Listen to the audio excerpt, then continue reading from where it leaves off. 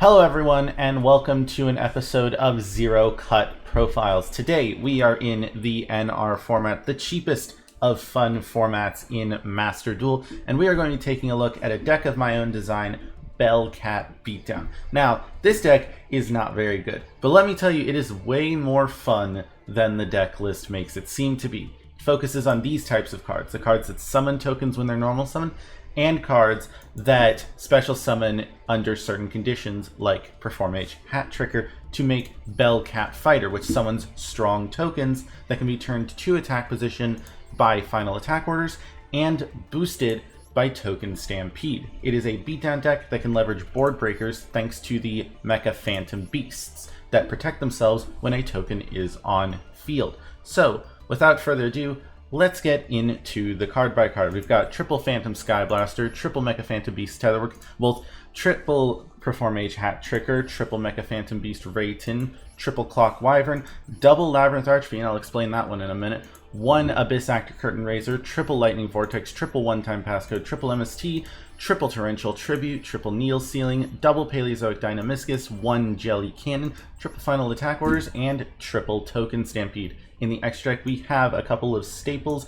We've got number 80 Rhapsody and Berserk, number 52 Diamond Crab King, number 70 Malevolent Sin, Exosister of Sophiel, number 74 Master of Blaze, and now for the Link monsters, we have one Double Bite Dragon, one Pentastag, one Defender of the Labyrinth, one Codebreaker Virus Swordsman, one Geonator Transverser, one Berserker of the Tenny, triple BELLCAT Fighter, and one triple Burst Dragon. Now, to explain the Labyrinth Archfiends, we can leverage many board breakers, and we're looking for beatdown. So, we have double Labyrinth Archfiend and one Jelly Cannon to supplement triple Torrential and triple Needle Sealing, as well as allowing it to be special summoned with final attack orders and Token Stampede.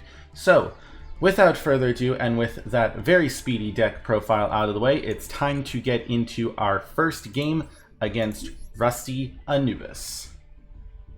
And here we see the game loading up. And now we're going to be loading in, and hopefully, perfect. We are going to be going first now for a beatdown deck that makes very little sense normally, but we have lots of ways to interrupt our opponent and them on very little resources, and so we are hoping to draw into that right now. This hand is crazy. So we are not going to be making BELLCAT Fighter, but instead we are going to be normal summoning Mecha Phantom Beast Tetherwolf. Now the idea here is we've already put two monsters on the field for Needle Sealing, our board breaker right now. So we will do that, then we will set 3, and end on a pretty decent board for this deck, going first. Now, what you will notice is that Mecha Phantom Beasts protect themselves while there is a token on board, meaning that when we activate this Needle Sealing, we will only lose one monster, and easily we can get that back depending on our draws. So we see World Chalice beckoned by the World Chalice, linking into an Imduck, and now I'm hoping we can dodge around some pretty nasty effects. We get an extra normal summon of Lee the World Chalice Fairy. This is going to be adding a World Chalice monster from our deck to our hand. There are 4 monsters, notably. Now we have World Chalice Guard Dragon. When a card effect is activated that targets your linked monster, you can send this card from your hand or field to the graveyard to negate the activation. If you do, destroy that card. Now we are going into a Link 2 in Space Insulator. This is a card you don't see very often. And now we can special summon, or they can special summon the World Chalice Guard Dragon. And I think now is where we are going to Needle Sealing. I don't want any more material getting on the field. And more importantly, I want to have the card advantage here. This is all about keeping up momentum, keeping the tempo, and oh goodness gracious. Don't worry, we're good. We are playing against lore-accurate World Legacy. This is fine. We can handle this deck. So now, that back row is kind of scary. Both of those back row are kind of scary. Luckily, we have an MST to boot. So we can go ahead and let's just pop this middle back row. And finally, now that's the end phase, we will Token Stampede. Probably should have waited to see if we drew a Labyrinth Archfiend, but it'll be okay. And we didn't. That's fine. Now, we could make BELLCAT Fighter, but there's not really a reason to. There isn't any monsters on field to create the token, so we might as well just go for beatdown strategy. We can, however, get in for some extra damage this way, and there's no reason to even make the token, even though it will deal an extra 1,000, simply because we would rather keep the Lightning Vortex. Now we're attacking in with Rayton. I know there's no Gores, but we might as well not play to it, even though our opponent has a card. And then we will go main 2 and end. So hopefully our opponent is too low on resources, and we can clean this game up in 1 or 2 turns with some nicely placed tokens. That is going to be a Crowned by the World Challenge, most likely making another Imduck, which is terrifying. Yep, another Imduck. And now that Space Insulator is very live. So now that we have Lee, they can search another World Chalice. They're going to be searching World Legacy World Chalice. The monster special summon from the X-Strike, you can tribute this card, send that monster to the graveyard. Face up normal summon set card, leaves the field. None of this matters yet. Hopefully they can't get that onto the field. Uh-oh, they just did. And then Crusadia Crawler is also very terrifying. They get to search a World Legacy card. It's not looking good for us, folks. It may have been smarter to summon the token and protect our monsters, but I'm not certain. This face-up card was not normal summoned or set, and during the main phase, except it's sent from the graveyard, these effects are not live. That is a World Legacy World Wand, and it seems that one of those effects could be very live. Now we've got a Proxy Dragon, and I don't see the plan just yet here. There's the Space Insulator, probably coming in for some extra damage, maybe? Uh-oh.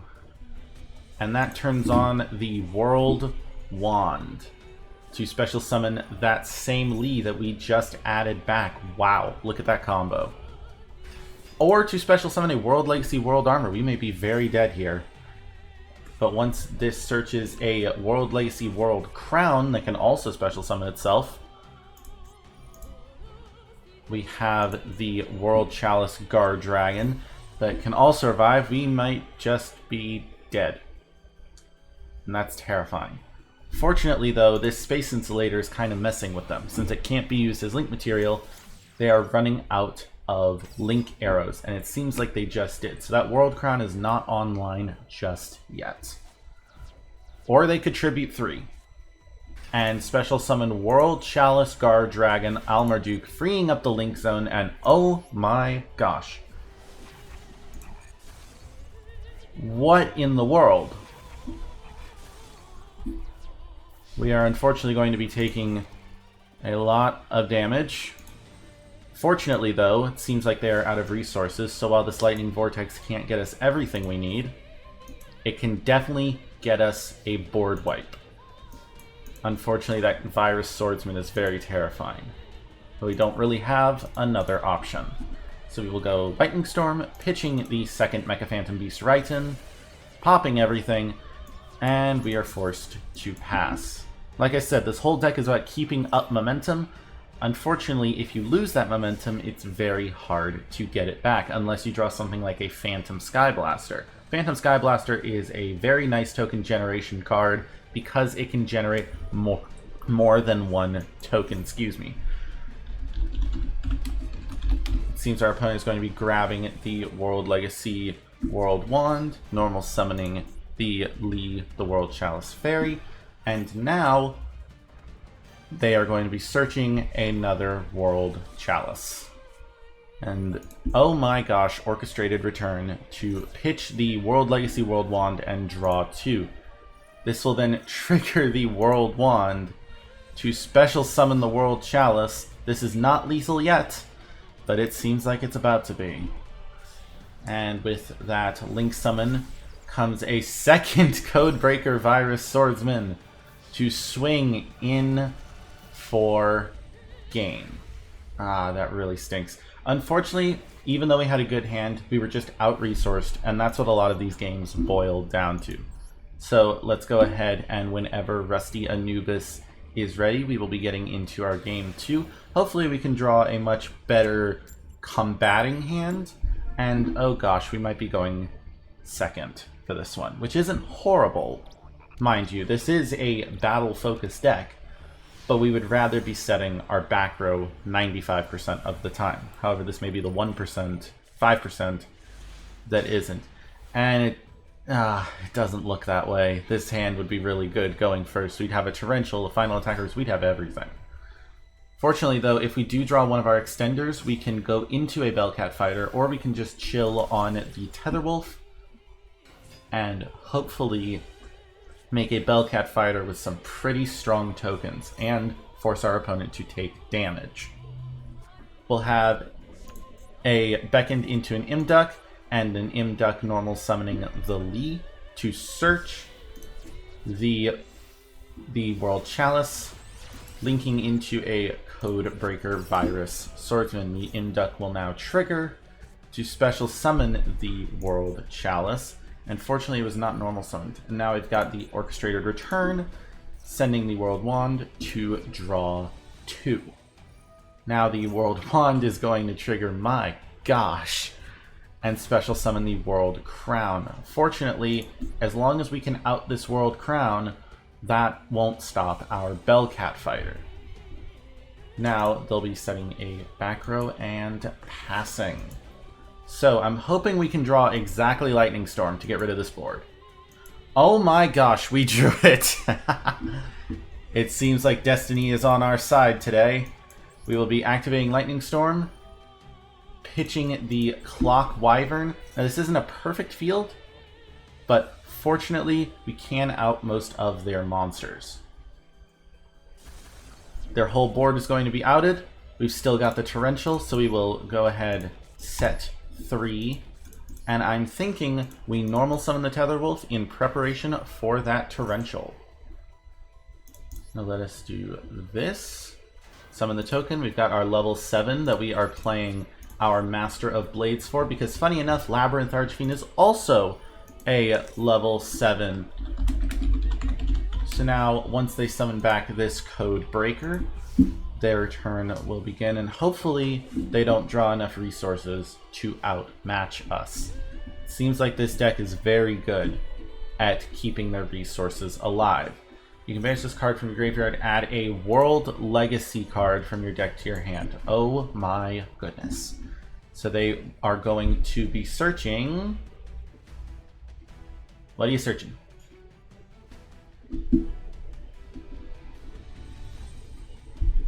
Well, while they're doing that, we might as well run through the extract one more time and let me explain myself a little bit for this crazy deck. We have Berserker of the Tenyi and Triple Burst as alternative, and it seems they're searching the World Key. We have not seen this card yet, and we get a tribute. They get a tribute summon of a monster during their main phase. Now, that is a discard of a World Legacy card, and I don't really want them getting normal summoned cards. So we are going to be torrentialing on this board. It feels a little bit early, but as long as we can keep them off of monsters, it should be okay. So we are going to be destroying just about everything. No, we're not chaining everything. We get to keep our Mecha Phantom Beast Tetherwolf, which is absolutely amazing.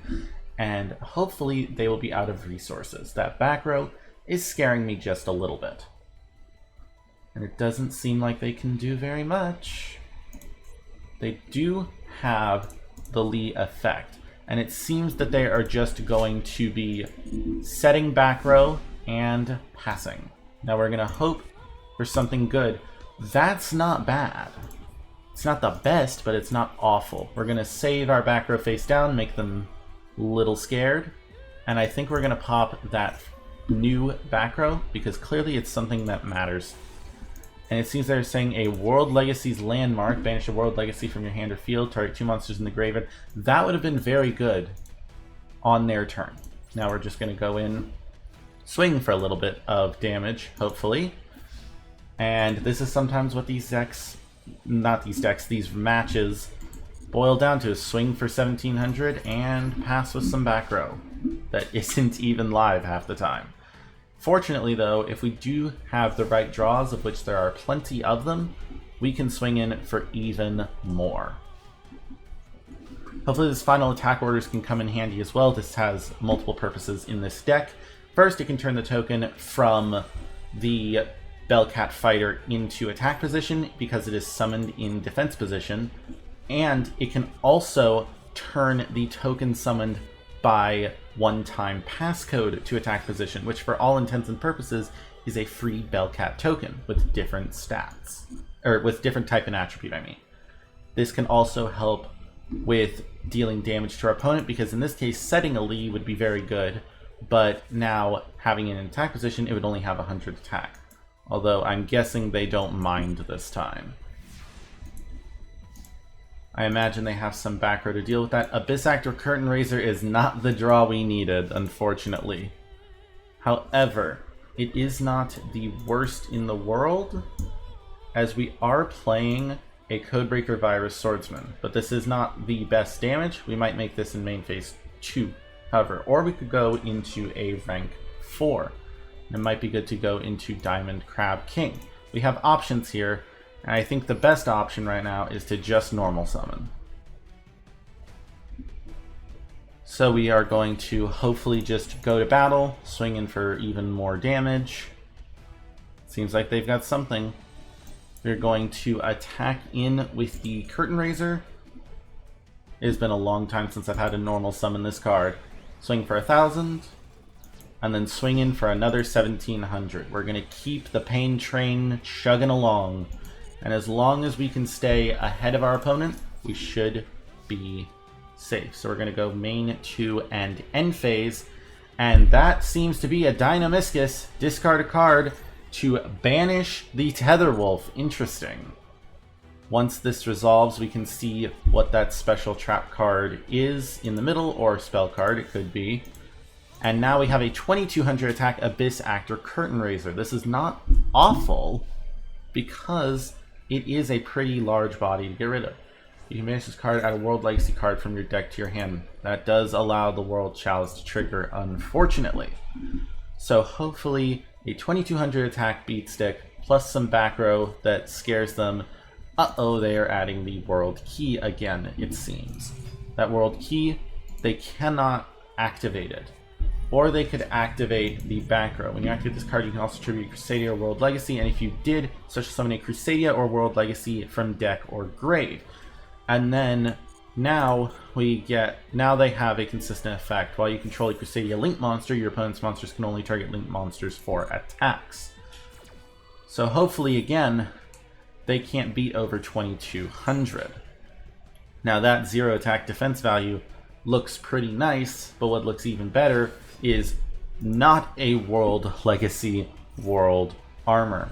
I'm hoping we can win this and go to a game 3. If not, then we are just going to have to suffer our losses. I can report this deck is very fun and does actually work occasionally. It's not the best, but it's quite the treat to use. And it's very simple. You can just hang out with your friends, playing some nice NR, and chill. It seems they are going to be making an Imduck with the Paleozoic Dynamiscus. I completely forgot you could do that. Now they get an additional normal summon. What is that card in hand? That card is World Legacy's Corruption, and they are going to most likely use that extra normal summon on Lee the World Chalice Fairy. Or have they even normal summoned yet? Yes, they have normal summoned, and they will be using that to summon Lee the World Chalice Fairy to search a World Chalice monster, which can include World Legacy World Chalice. This combo is very terrifying. To search World Chalice Guard Dragon. Okay. Not the worst in the world, but they could be going into a Code Breaker, which is unfortunately 100 attack higher. And then once per turn, if a face-up Link monster you control is destroyed by battle or leaves the field because of a card effect, you can special summon a World Legacy monster from your hand or deck in defense position. That's terrifying, because they can do that to me right now. I doubt they will want to. They are most likely going to be, going into a Code Breaker, which unfortunately is 100 attack points higher, and then that triggers the World Chalice summon of Imduck to summon the guard dragon. Seems like we will be taking some nice damage here. It's fine though, it's only 100. We're just slightly low on resources. See, this is the time where something like a Phantom Sky Blaster or one of our 2-card draws comes in handy. We also now have a 16-card extra deck, very funny, and we can only hope that back row is not something to be concerned about. Currently we only have 1 trap in the graveyard, but that's okay. As long as we have even 1, we can beat over the Virus Swordsman with a Labyrinth Archfiend. That is not the draw we needed, and it seems like unless we do something good right about now, we might just be losing this duel. Swinging in for 23 is not awful, but depending on what that draw is, it could be very, very bad. Fortunately, though, the worst that happens is they send it for a leap and get another search, and it appears that is what they are going to be doing. So they will add back the Lee, and I'm assuming normal summon it right after, unless that back row is something that is perfectly timed. Oh, it appears they are going to be special summoning Crusadia Reclusia to pop some back row. The new back row, unfortunately, is a Paleozoic Deinamiscus, which I'm not too unhappy with it falling to the card effects, because now, whenever we need to, we can proc it to special summon it from the graveyard.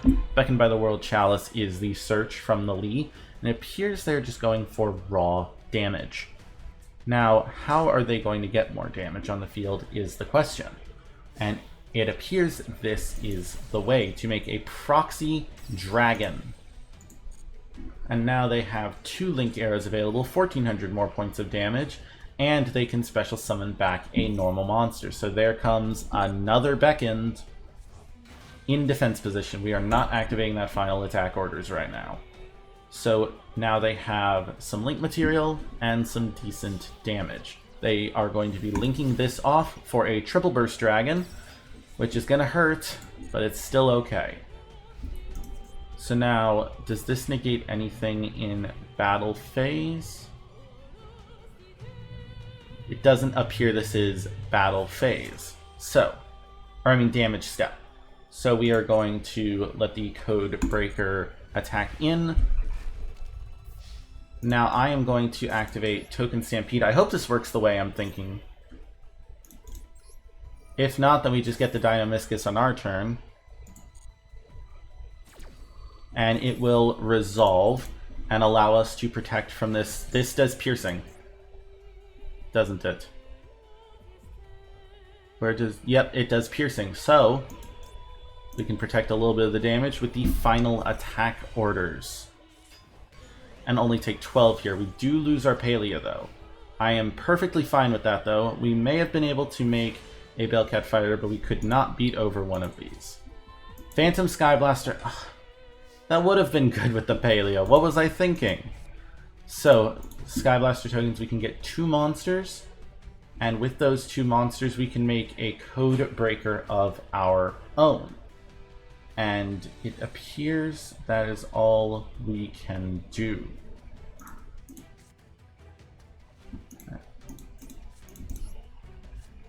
I feel like I made an error with that Paleo move right there. So we will summon an attack position because there is no point otherwise. And it appears I made another blunder. We can only use effect monsters for Code Breaker. So, with my bad dueling aside, let's see if they can take us down. We do have enough damage to... We do have enough attack points to stop lethal damage, but they have another guard dragon, and final attack orders works for them as well. So they will be getting a free 1800 body, and another free 1800 body. It appears this is lethal. 1300, then 800, and this... Oh! Tokens cannot be destroyed by battle. Appears my blunder was not for nothing. We will be taking another 600 and hopefully drawing something that can get rid of these monsters. Maybe another booster or something like that. As long as we can get to a high enough attack stat, they can't beat over us. And it appears that we just got something, ladies and gentlemen. We can get 2 more Sky Blaster tokens. We can make a BELLCAT fighter. Hopefully that back row is not something we need to be concerned about. But now we can use 3 of these to make a BELLCAT fighter.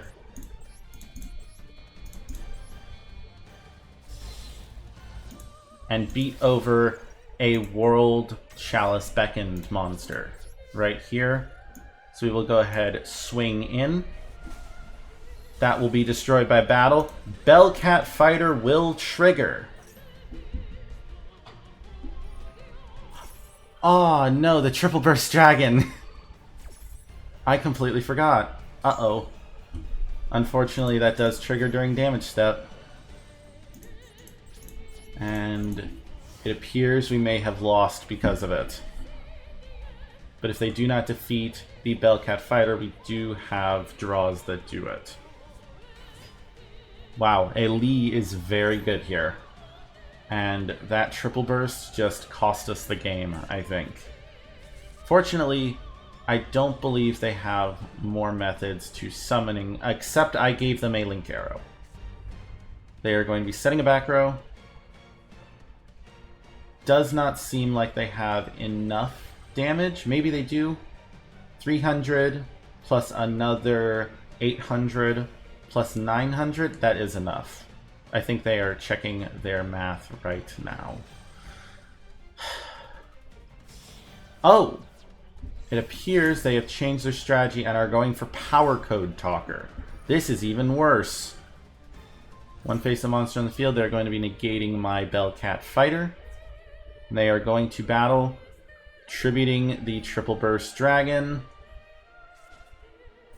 And that will be lethal.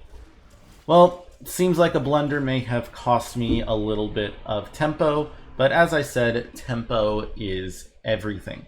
So I'd like to thank you all very much for watching. My name is Vam. Hopefully you enjoyed this new video format, and I will see you in the next one. Peace.